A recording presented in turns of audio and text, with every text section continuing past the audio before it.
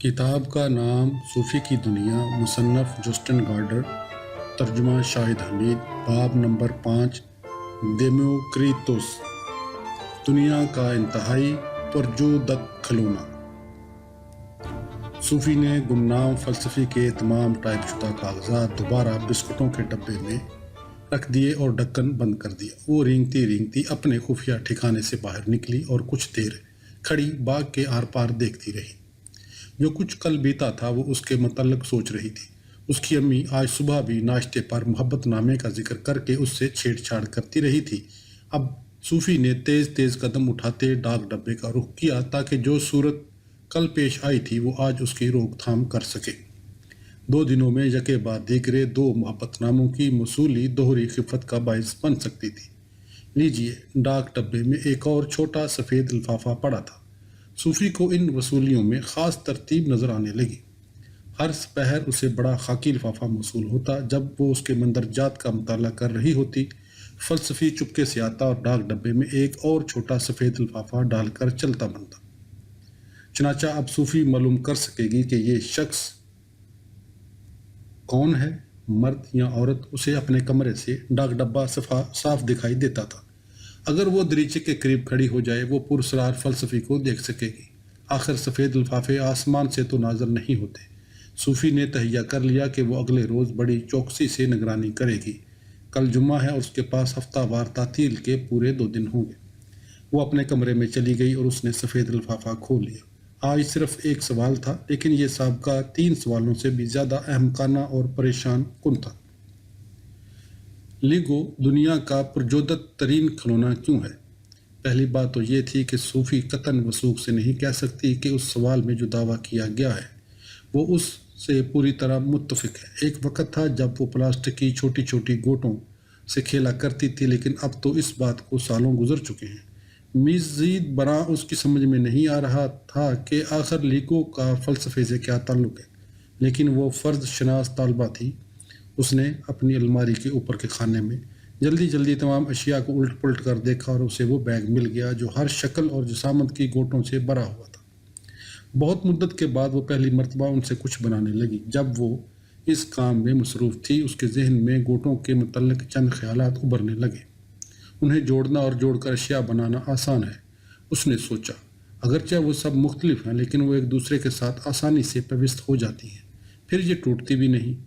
اسے قطعاً یاد نہ آ سکا اس نے کبھی کوئی شکستہ گوٹ دیکھی ہو۔ اس کی تمام گوٹیں بالکل اسی طرح نئی نکور اور درخشاں تھیں جس طرح وہ اس روز تھیں جب انہیں کئی سال پہلے خریدا گیا تھا۔ ان کا بہترین وصف یہ تھا کہ وہ ان کی مدد سے جو چیز چاہتی بنا سکتی تھی، پھر جب چیز بن جاتی وہ اسے ادھیڑ سکتی اور گوٹوں کو کوئی نئی چیز بنانے کے لیے استعمال کر سکتی تھی۔ آخر آدمی کھلونے سے اور کیا توقع کر سکتا ہے؟ صوفی اس نتیجے پر پہنچی کہ لیگو واقعہ دنیا کا پرجودت ترین کھلونا ہے، لیکن اس کا فلسفے سے کیا تعلق ہے یہ اس کی سمجھ میں نہیں آ رہا تھا۔ وہ لیگو کی گوٹوں سے بڑی گڑیا کا گھر تعمیر کر رہی تھی، بلکہ اسے تقریباً مکمل کر چکی تھی۔ اس کام میں اسے جو لطف آ رہا تھا وہ اگرچہ ماننے کو تو تیار نہیں تھی، لیکن حقیقت یہی ہے۔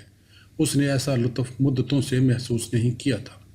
جب لوگ بڑے ہو جاتے ہیں وہ کھیلنا کیوں چھوڑ دیتے ہیں؟ جب اس کی امی گھر آئی اس نے دیکھا کہ صوفی کیا کر رہی ہے، جٹ اس کے منہ سے نکلا، واہ کیا مزے ہیں! مجھے خوشی ہے کہ تم ابھی بھی اتنی بڑی نہیں ہوئی کہ کھیلنا ہی چھوڑ دو۔ میں کھیل نہیں رہی، صوفی نے بنا کر جواب دیا۔ میں بڑا پیچیدہ فلسفانہ تجربہ کر رہی ہوں۔ اس کی ماں نے زور سے آہ بھری۔ وہ غالباً سفید خرگوش اور ٹاپ ہیٹ کے متعلق سوچ رہی تھی۔ جب اگلے روز صوفی اسکول سے گھر پہنچی، بڑے خاکی لفافے میں مزید متعدد اوراق اس کے منتظر تھے۔ وہ انہیں اوپر اپنے کمرے میں لے گئی۔ وہ انہیں پڑھنے کے لیے بے قرار ہو رہی تھی، لیکن اس کے ساتھ ہی اسے ڈاک ڈبے پر بھی نگاہیں جمائے رکھنا تھی۔ ایٹم کا نظریہ۔ صوفی، میں پھر آ گیا ہوں۔ آج ہم آخری عظیم فلسفی کا ذکر کریں گے۔ اس کا نام دیموکریتوس تقریباً 460 قبل مسیح تا 370 قبل مسیح ہے۔ اس کا تعلق بحیرہ ایگیوس کے ساحل پر واقع ایک چھوٹے سے قصبے ابادیر سے تھا۔ اگر تمہیں لیگو کی گوٹوں کے متعلق سوال کا جواب دینے میں کوئی مشکل پیش نہیں آئی، پھر تمہیں یہ سمجھنے میں بھی کوئی دقت پیش نہیں آئے گی کہ اس فلسفی کا پروجیکٹ کیا تھا۔ دیموکریتوس اس معاملے میں اپنے پیش روؤں سے متفق تھا کہ فطرت میں جو تغیرات رونما ہوتے ہیں ان کا اس بات سے کوئی تعلق نہیں ہوتا کہ واقعہ کوئی چیز تبدیل ہو جاتی ہے، چنانچہ اس نے یہ مفروضہ بنایا کہ ہر چیز بے انتہا باریک گوٹوں سے جو دیکھی نہیں جا سکتی لیکن جو تمام کی تمام لفانی اور غیر تغیر پذیر ہیں بنی ہے۔ دیموکریٹوس ان خرد ترین اکائیوں کو ایٹم کہتا تھا۔ لفظ ایٹم یونانی لفظ ایٹم سے مشتق ہے اور اس کے معنی ناقابل تختی یا ناقابل تقسیم ہے۔ دیموکریٹوس کے نزدیک اہم ترین بات یہ تھی کہ وہ یہ ثابت کر دکھائے کہ دوسری اشیاء جن اجزاء ترکیبی پر مشتمل ہوتی ہیں انہیں غیر محدود طور پر چھوٹے چھوٹے حصوں میں تقسیم کرتے چلا جانا ناممکن ہے۔ اگر یہ ممکن ہوتا پھر انہی گوٹوں یا اینٹوں کے طور پر استعمال نہ کیا جا سکتا۔ اگر ایٹم دوامی طور پر چھوٹے اور مزید چھوٹے حصوں میں تقسیم ہوتے رہیں پھر شوربے کی طرح فطرت میں تحلیل ہونے لگے گی جسے دوامی طور پر پتلا اور مزید پتلا بنایا جاتا رہے۔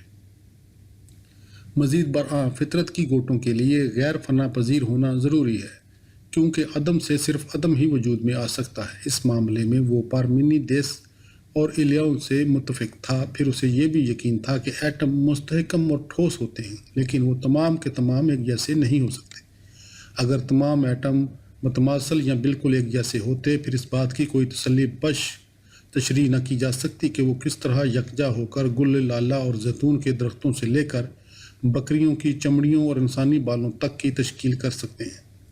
دیموکریٹوس کا عقیدہ تھا کہ فطرت ایٹموں کی لامحدود اور متنوع تعداد پر مشتمل ہے۔ ان میں سے بعض مدور اور مستحے اور بعض کھردرے اور نکیلے ہوتے ہیں اور ان کی شکل بھی بے قاعدہ ہوتی ہے چونکہ وہ صحیح معنوں میں اتنے مختلف ہیں۔ وہ آپس میں یکجا ہو سکتے اور مختلف اجسام تشکیل کر سکتے ہیں لیکن وہ تعداد اور شکل کے اعتبار سے خواہ کتنے ہی لامحدود کیوں نہ ہوں وہ سب کے سب غیر فنا پذیر، غیر تغیر پذیر اور ناقابل تقسیم ہوتے ہیں۔ جب کوئی جسم مثلاً انسان یا حیوان کا مر جاتا اور ٹوٹ پھوٹ کا شکار ہو جاتا ہے ایٹم منتشر ہو جاتے ہیں۔ انہیں دوبارہ نئے اجسام کی تشکیل میں استعمال کیا جا سکتا ہے۔ ایٹم خلا میں متحرک رہتے ہیں لیکن چونکہ ان کے حکم اور آنکڑے ہوتے ہیں وہ آپس میں مل کر وہ تمام اشیاء بنا سکتے ہیں جو ہمیں اپنے ارد گرد نظر آتی ہیں۔ چنانچہ اب تم سمجھ گئی ہوگی کہ لیگو کی گوٹوں سے میرا مطلب کیا تھا۔ ان میں کم و بیش وہی خواص پائے جاتے ہیں جو دیموکریٹوس نے ایٹموں سے منسوب کیے تھے۔ یہی وجہ ہے کہ ان سے کوئی چیز بنانے میں اتنا لطف آتا ہے۔ پہلی اور اہم ترین بات یہ ہے کہ انہیں تقسیم نہیں کیا جا سکتا۔ پھر ان کی مختلف شکلیں اور سائز ہوتے ہیں، وہ ٹھوس ہوتی ہیں اور ان میں رطوبت کا گزر نہیں ہوتا۔ چونکہ ان کی حقیں اور آنکڑے بھی ہوتے ہیں انہیں نہایت آسانی سے جوڑا اور ہر وہ چیز بنائی جا سکتی ہے جو انسانی ذہن میں آتی ہے۔ بعد ازاں اس چیز کو ادھیڑا جا سکتا ہے، اس کے اجزاء کو علیحدہ علیحدہ کیا جا سکتا ہے اور انہیں نئی چیز بنانے میں استعمال کیا جا سکتا ہے۔ لیگو اتنی مقبول اس لیے ہوئی ہے کیونکہ اس کی گوٹوں یا اجزاء کو بار بار استعمال کیا جا سکتا ہے۔ لیگو کی ایک گوٹ کسی روز ٹرک بنانے میں اور اگلے روز کوئی قلعہ تعمیر کرنے میں مددگار ثابت ہو سکتی ہے۔ ہم یہ بھی کہہ سکتے ہیں کہ لیگو کی گوٹیں غیر فنا پذیر ہیں۔ آج کے بچے انہی گوٹوں کے ساتھ کھیل سکتے ہیں جن کے ساتھ کبھی ان کے والدین کھیلا کرتے تھے جبکہ وہ بچے ہوتے تھے۔ ہم چکنی مٹی سے بھی اشیاء بنا سکتے ہیں لیکن مٹی بار بار استعمال نہیں کی جا سکتی کیونکہ اسے توڑ کر مزید مہین اجزاء میں تقسیم کیا جا سکتا ہے۔ ان مہین اجزاء کو جوڑ کر دوبارہ کسی صورت میں بھی کوئی نئی چیز نہیں بنائی جا سکتی۔ آج ہم ثابت کر سکتے ہیں کہ دیموکریٹوس نے جو ایٹم کا نظریہ پیش کیا تھا وہ کم و بیش درست تھا۔ فطرت واقعتاً مختلف ایٹموں سے بنی ہے جو یکجا اور علیحدہ ہوتے رہتے ہیں۔ میری ناک کی نوک کے کسی خلیے کا کوئی ہائیڈروجن ایٹم کسی زمانے میں کسی ہاتھی کی سونڈ کا حصہ رہا ہوگا۔